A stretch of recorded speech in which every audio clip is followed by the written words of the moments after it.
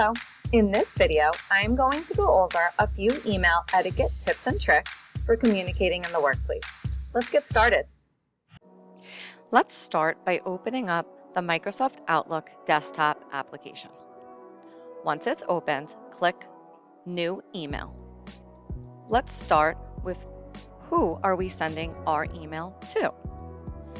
There are 3 fields that you have an option to fill out when sending an email: the To field, the CC field, and the BCC field. If you do not see the BCC as an option, go up to the tab at the top that says Options, and then click BCC, and then you will be able to see the option there. Here's a few things to keep in mind when deciding which field to put your recipient in. The To field is your main recipient or recipients. You want to put the staff members that this email is being directly addressed to in this field. The CC field stands for carbon copy. Here you want to put recipients that need to be kept in the loop of the information in the body of the email, or maybe to enhance the urgency of the people in the To field to respond or act on the body of the email. And finally, in the BCC field, this stands for blind carbon copy. If you put recipients in this field, the list is hidden. That means anybody in the CC field and the BCC field cannot see each other's email addresses or names. You want to use the BCC field when sending out mass impersonal emails that don't require a reply back. So you want to think about this when you are sending newsletters or announcements to your whole staff. Once your recipient fields are filled out, it's time to move on to the subject line and body of the email. Make sure your subject line is concise and to the point so that the recipients have a clear understanding of what is in the email. Then it's time to fill out the body of your email. Please note, in the body of an email, you can also @mention another recipient. This allows for that recipient to know this is the exact part of the email that applies to them.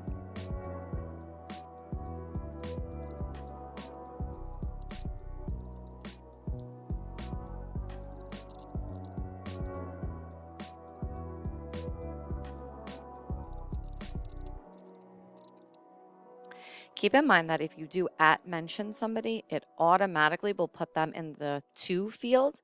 So you can see where I had somebody in the CC field, then I @mentioned them in the body of the email, and it automatically moved them to the To field.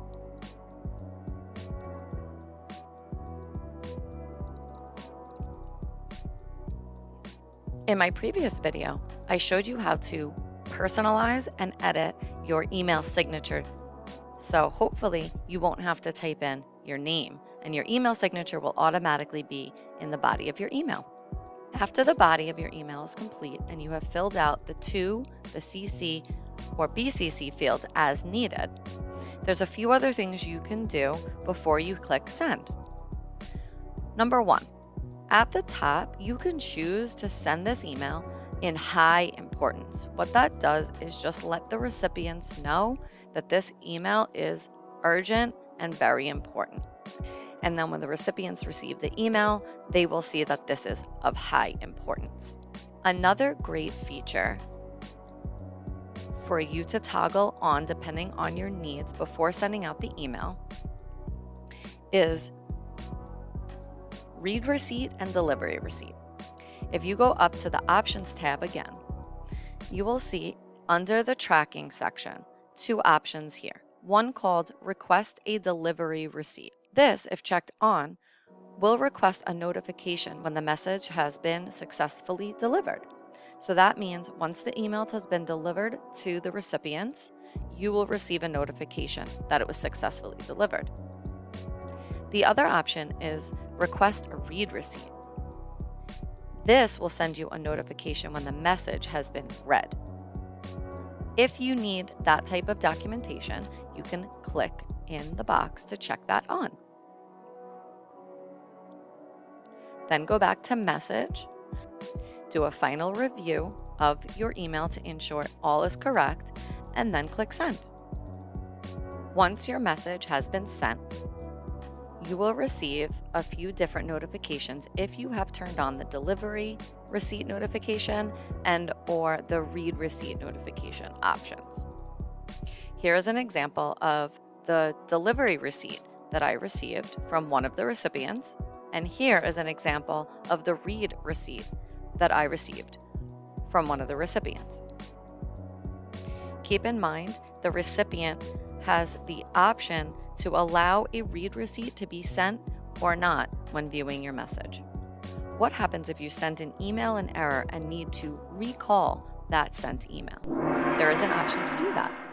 If you go to Sent Items and then click on the email that was sent that you would like to recall, once the message box pops up, you are going to go into the Move section, then Actions, and then recall this message.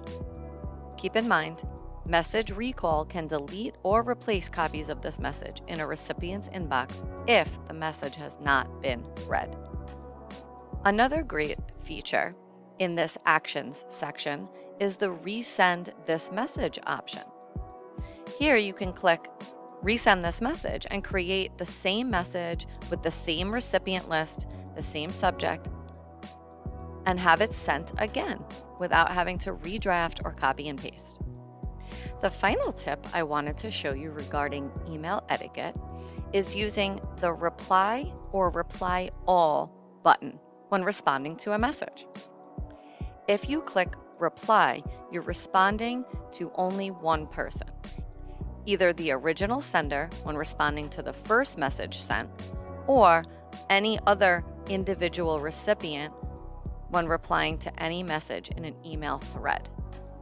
But when you click Reply All, you are emailing everyone included in the To and CC fields of the email. Only ever use Reply All if you feel your response is important and everyone in the email should know. When in doubt, just use Reply.